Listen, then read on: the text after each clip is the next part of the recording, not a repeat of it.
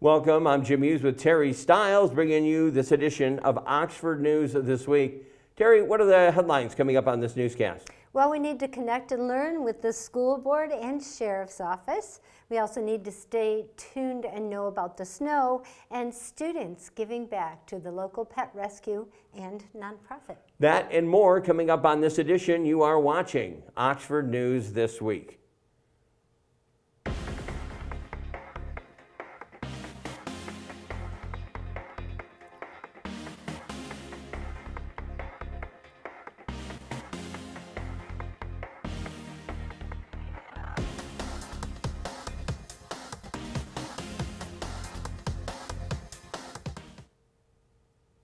At the Oxford Village Council meeting in December, the council both set goals for the upcoming year and voted unanimously to raise the wage of village manager Joe Medor and village clerk and treasurer Terry Onika.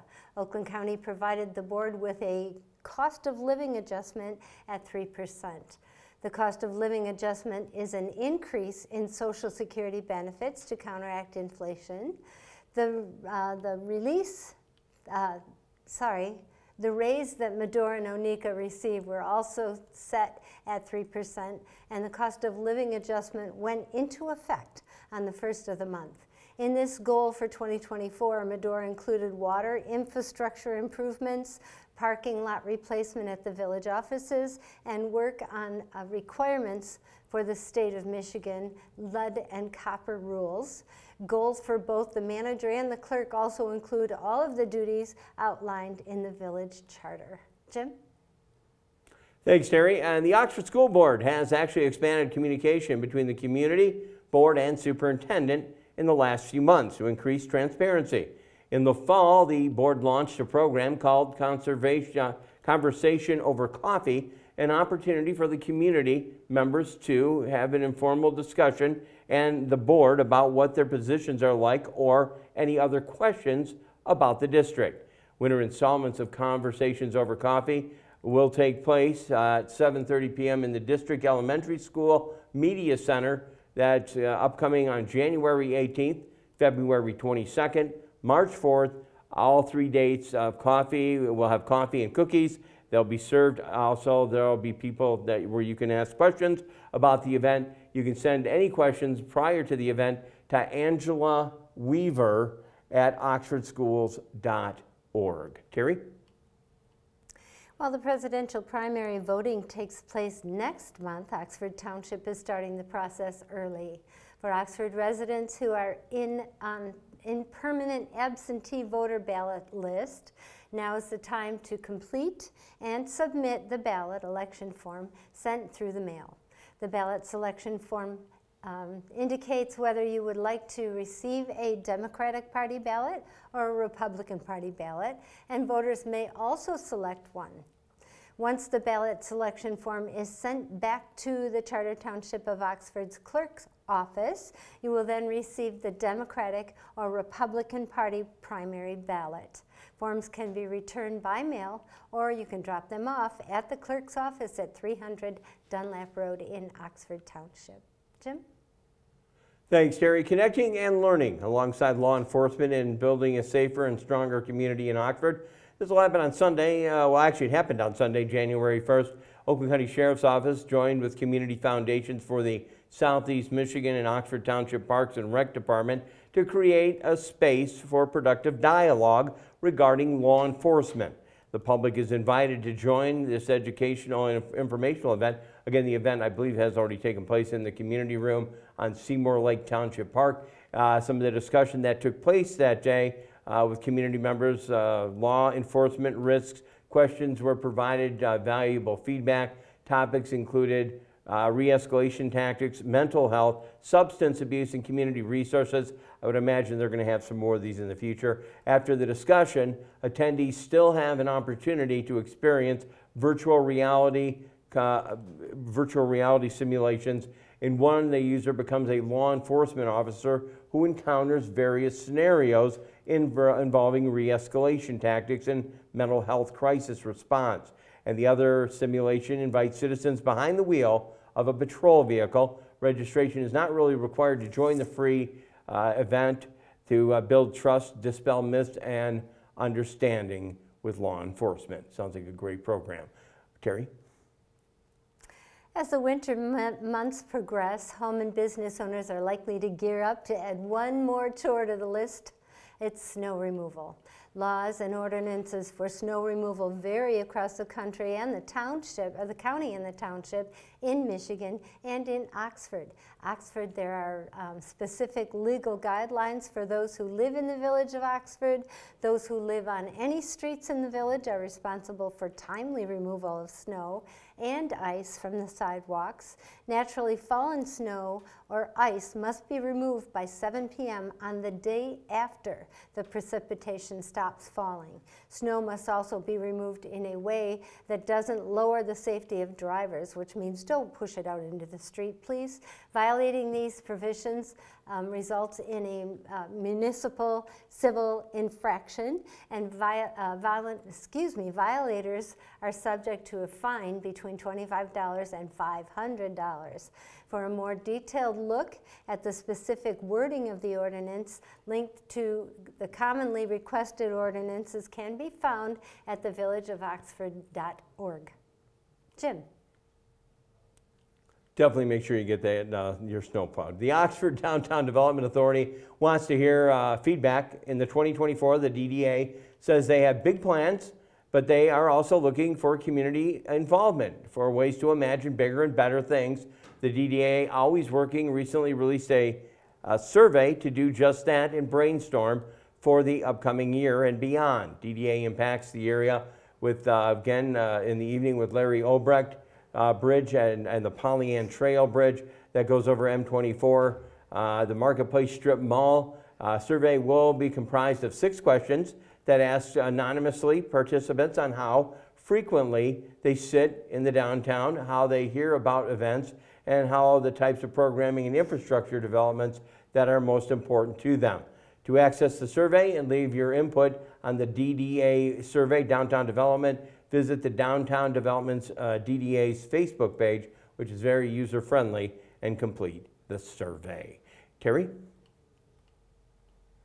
Friends, family fun, and fireworks, oh my! On Saturday, February 3rd, Oxford Township Parks and Recreation Department is hosting an event filled with freezing fun for everyone. The free event will include hot dogs, hot chocolate, a s'mores station, sledding, skating, and more.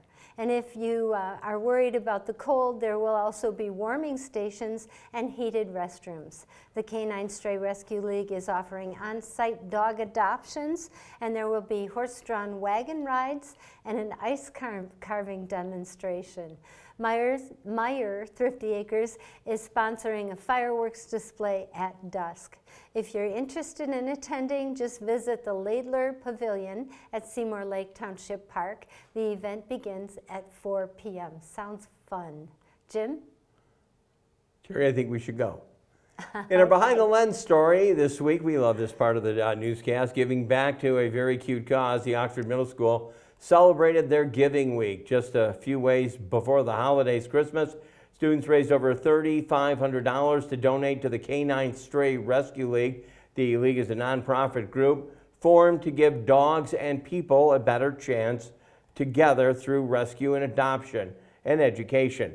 Along with their monetary donation for the Canine Stray Rescue League, Oxford Middle School students also collected items like leashes, collars, dog treats, to provide the organization. And we're a great organization that we always have here on OCTV. Sure. Once again, now that deserves a round of applause. Our writer wrote that. I gotta love it. Applause, that's so cute. We're gonna take a slight break. Great to have you with us on this edition. Great to have Terry Stiles in front of the camera once again. Thanks. And our last story today, how the Grinch didn't steal Christmas. We'll be back with more. I'll have sports, and I know you'll have at the end of the newscast. And Dave Kenny will be here too. On Oxford News This Week.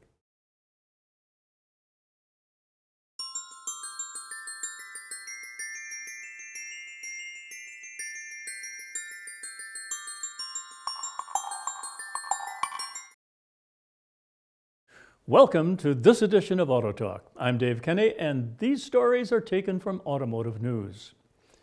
In our first story, the Goodyear Tire and Rubber Company is developing a product for electric vehicles that it says will help ease something that's hampered their competitiveness against gas-powered vehicles' tire duration. EVs weigh more than their internal combustion counterparts owing to their heavy battery packs, putting more wear and tear on their tires. Goodyear sought to extend EVs' tire mileage with its new electric Drive 2 product that it planned to reveal January 9th at CES in Las Vegas. The first iteration of the tire came with a 60,000-mile warranty. The average EV tire typically needs to be replaced after 30,000 to 40,000 miles, according to Kelley Blue Book. Goodyear expects the tires to be commercially available in North America starting in May, joining two other EV-specific offerings, according to Chief Technology Officer Chris Helsel. The electric Drive 2 series will be produced in 17 different sizes, the company's largest line of EVs, and Helsel said that will serve vehicle models including the Tesla Model Y, Ford Mustang, Mach-E, and Chevrolet Bolt. The company's new EV product is expected to feature materials including soybean oil used in the tire's construction, as well as sustainably sourced natural rubber, as well as high-quality rice husk ash silica, which is a byproduct when rice is processed. Tire pollution is a growing concern for the industry, both at the end of their life and the pollution they leave on the road in the form of tiny particles that can include microplastics, volatile organic compounds, and other chemicals that pose a risk to the environment. In our next story, the U.S. electric vehicle transition largely depends on reducing vehicle operating costs for consumers, Deloitte said in its 2024 Global Automotive Consumer Study. Economics are the primary motivator for EV purchases, according to the firm's annual automotive survey. Deloitte said 66% of U.S. respondents ranked lower fuel cost as their top reason for switching to an EV, compared with 53% who noted environmental concerns. Gasoline prices fell 10% in 2023, according to federal data, and analysts expect continued price drops in 2024. Where fuel prices are going is going to be largely important to the level of EV adoption that we see over time, says Ryan Robinson, automotive research leader at Deloitte. As we're seeing fuel prices start to moderate, it does place downward pressure on overall momentum towards EVs. However, Deloitte anticipates fuel prices to rise several years out, which would support consumer demand for EVs, Robinson said. The survey found that consumer intent to purchase an EV fell 1% from the previous year, Deloitte said, while intent to purchase a traditional internal combustion engine vehicle rose 9% points in the same period. Deloitte said price remains the most important factor for U.S. consumers when determining their next vehicle purchase, with most expecting to pay less than $50,000 for their next vehicle. Vehicle performance and product quality were other relevant factors consumers cited. Charging time, driving range, and cost were the main concerns consumers noted in regard to EVs. 46% said they would not consider an EV unless it had a range of at least 400 miles. Charging experience also is an important factor when consumers decide whether to purchase an EV, Robinson said. It's not just the time that the vehicle is plugged in, but the time that it takes to find a charger and find one that works, waiting to access the charger, and the time it takes to charge the vehicle itself, he said. Whew. Well, that's it for this edition of Auto Talk. I'm Dave Kenny. Stay tuned to Oxford Community Television.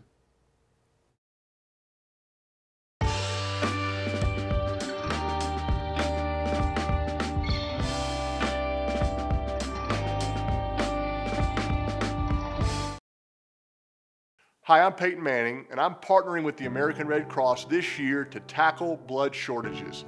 Giving blood's important because every 2 seconds, someone actually needs blood, and unfortunately, only like 3% of the U.S. population donates. So we have to step up to give and to make sure there's plenty of blood available for those in need.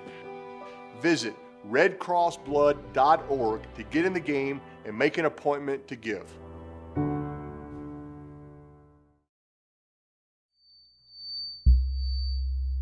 Women are bad with money.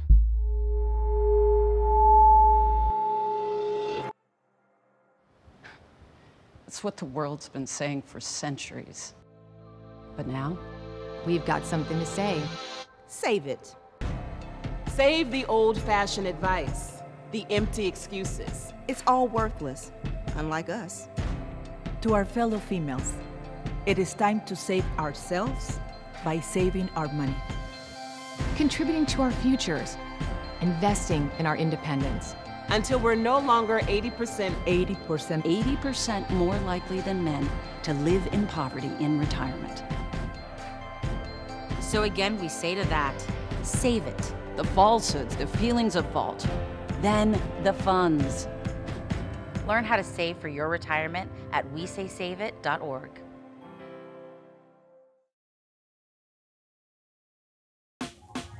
Last week, Brandon met a girl on a dating app. One day after work, he finally found the courage to ask her out. No answer. He started to panic. Was he being too pushy? Maybe it was too... Hey, sorry I didn't respond. I was driving. I would love to go on a date. How does tonight sound? Brandon tried to play it cool, but inside he knew. A girl so smart, so responsible. She must be a keeper. Back with you on Oxford News this week, and in sports this week, the Oxford athletes are breaking more records in the winter season. Oxford boys swim and dive teams competed in the Shack Invitational at Cranbrook Kingswood High School on Thursday, December 28th. Senior Olin Chardstrom took home a new school record with a time of 1 minute 56 seconds in the 200-meter individually medley. That's a race where swimmers compete all 4 strokes in one race. Also at that same meet, senior Liam Pearson also took first place in the diving event with a score of 295.15.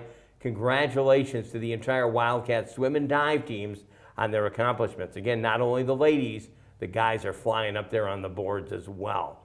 Also, we want to congratulate our wrestlers. One of the Oxford wrestlers has become the Detroit Catholic Central Tournament champion for the 175 weight class. This actually happened on January 6th, a Saturday. Senior wrestler Micah Roper became the first Oxford wrestler in several years to be crowned championship at the DCC tournament. Roper's win is significant as the tournament typically features some of the best wrestlers in the state of Michigan. He went on unbeaten for the entire day, improving an undefeated season record of 18 wins. The varsity wrestling team as a whole became Oakland County champions in mid-December, finishing 14 points ahead of second place Rochester Adams. I think some of them matches were actually on OCTV. A score there was 219. 3 individual Oakland County champions in their weight classes also came in: Gavin Lewis, Luke Johnson, and Micah Roper. Once again, congratulating that wrestling team and all their accomplishments. Also, we congratulate our broadcaster who brings it home to us, Mr. Meyer, who brings them wrestling matches on OCTV. That's going to wrap it up in sports. I know Dave Kenny has one more segment coming up. And in our last story today, our own Terry Stiles will tell you more how the Grinch did not steal Christmas. That and more coming up on OCTV. Here's to the things that can keep us safe. Those we use all the time with hardly a thought. Those that are silently standing by to save our lives. And now, those that we carry with us everywhere we go. Many mobile devices will now bring you wireless emergency alerts, real-time information directly from local sources you know and trust. With the unique sound and vibration, you'll be in the know, wherever you are. Bring it.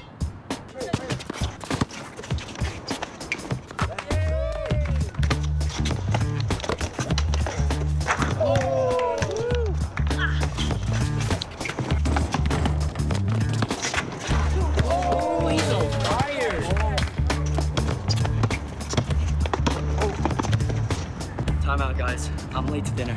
My mom's gonna kill me. Catch you guys later. Mom wants us home. Okay. Bye, guys. You guys need a ride? Sure. Yeah. All right. How about some one-on-one? I gotta go eat, man. Sorry, I'll see you later.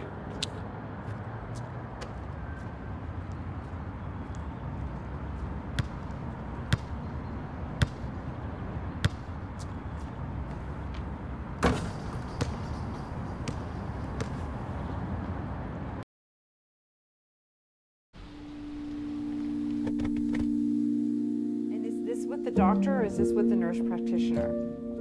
Fantastic. Dad, lunch. Got some soup for you. You are loved. Oh, you. Look at those freckles. This was very much. You are valued.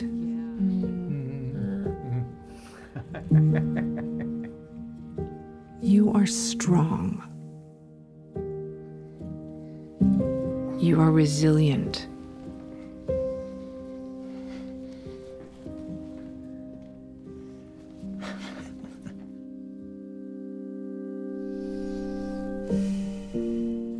You got this. You're there for them. We're here for you.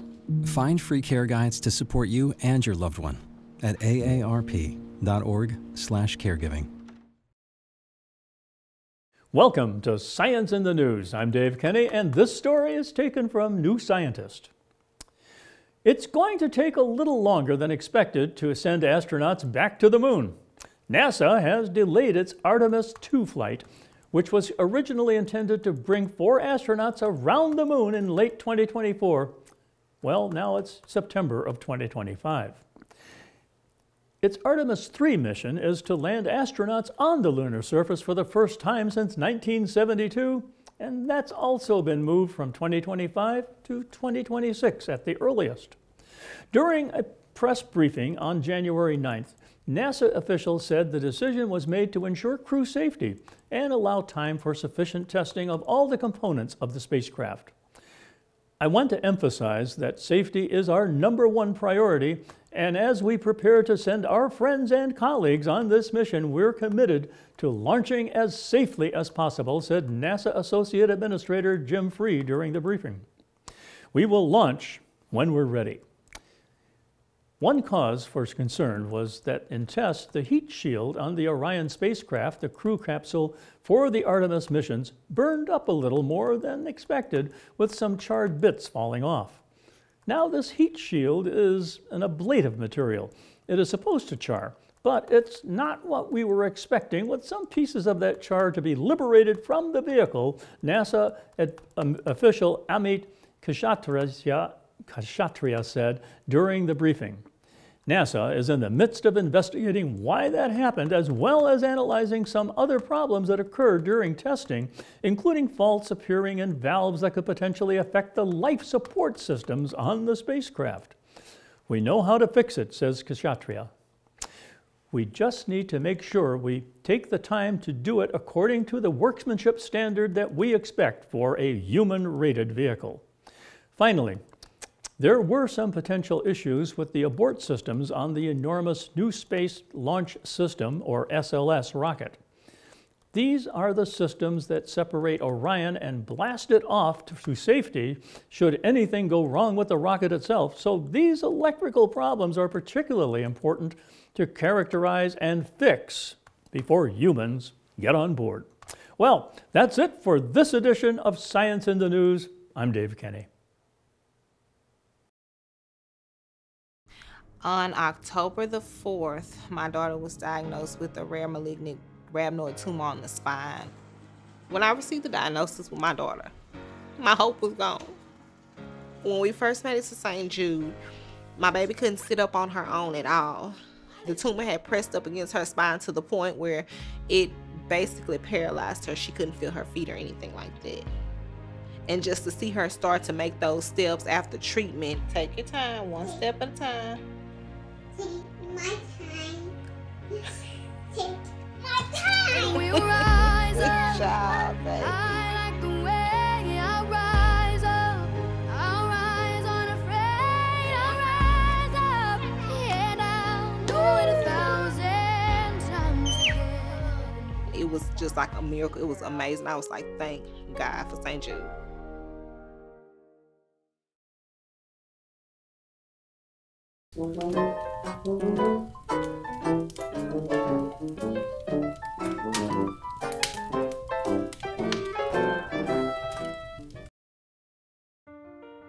My son Ian was diagnosed with a brain tumor at the age of 16 months. The outlook was pretty rough. We had no hope until St. Jude rescued us. I mean, they saved him. But then it turned out he had a second cancer. To this date, you know, we are 12 years into this journey, and from day one, we've never once seen a bill. It gave us the peace of mind to know that we're there with our son, and we're gonna beat cancer together. Now, he is doing really, really well. He's alive because of what St. Jude has done. He's here because of the doctors who came before, their blood, their sweat, their tears, of every day being in that hospital, the knowledge that has been accumulated and shared with everyone else around the world. You know, this is how we get rid of this, how we help kids beat cancer all over. It's the future. When the Grinch tried to steal Christmas from a Pontiac family, the Oakland County Sheriff Office swept into action. WXYZ Detroit reports that on Christmas Eve, Zach Richards of Holland, Michigan was visiting his 4-year-old son Henry when his car parked outside the family home in Pontiac was stolen. When Richards walked outside to grab bags and boxes and presents for Henry, he found his car IKEA was missing. The family immediately called the Oakland County Sheriff's Office, and the car was then found on Christmas Day, less than half a mile away and in a damaged condition. 3 days after the car was impounded for investigation, the Sheriff's Office notified Henry and his family that all of the presents were still in the car.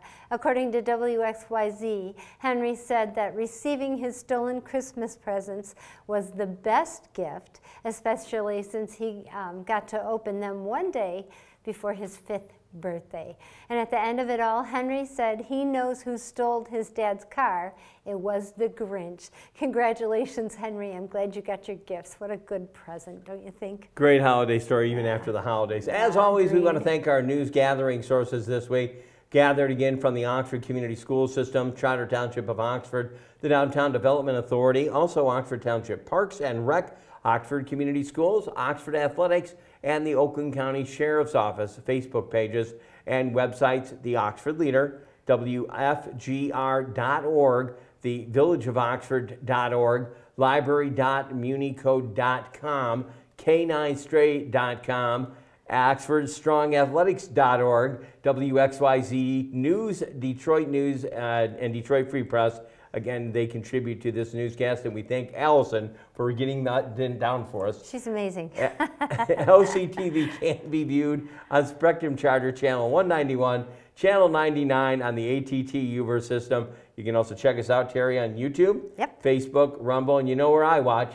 On Roku. I do that on a regular basis. If you have a show idea and you maybe like to volunteer, if they give us a call here at OCTV, call our office at 248-628-9658. I want to say a very special thank you to my co-anchor here who's back in front of the camera, Terry Stiles, our producer director Kyle Snage, who's taking great stage direction today, photo and video contributors to this newscast, news writer extraordinaire. She's at school and she does it from there. Allison Miller, editor Kyle Snage, our programmer Connie Miller, program coordinator Dan Zweiss, and guess what? Station manager Terry Stiles. We thank you. Again, I'm Jim Hughes, hoping you guys have a great week. Anything you want to finish off with before we say goodbye? No, just keep watching us. Thanks for watching. Thanks to have Terry back in front of the camera. Again, join us next week, and we will definitely have another new edition of Oxford News this week. Have a great week, everyone.